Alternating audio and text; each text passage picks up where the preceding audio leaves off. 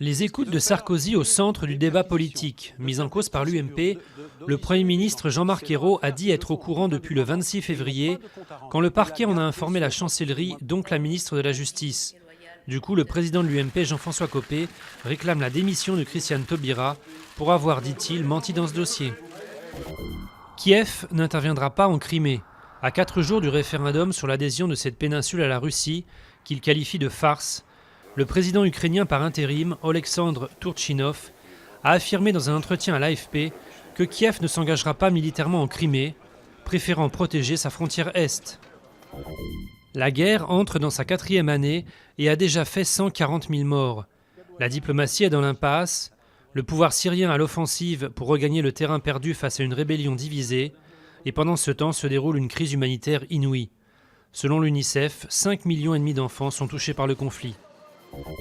Les retraites complémentaires gelées en 2014, c'est ce qu'ont voté les administrateurs de l'ARCO, sauf les représentants de la CGT, pour combler une partie du déficit de ce régime des salariés du privé.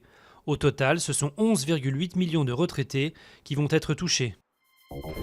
Les musiques noires à l'honneur. La Cité de la musique présente jusqu'au 24 août à Paris une immersion sonore et visuelle.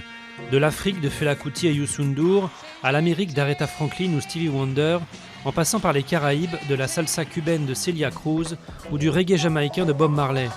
Une musique qui a joué un rôle clé dans l'affirmation de la fierté noire, mais qui a aussi dépassé le concept racial ou ethnique pour devenir une culture commune majeure.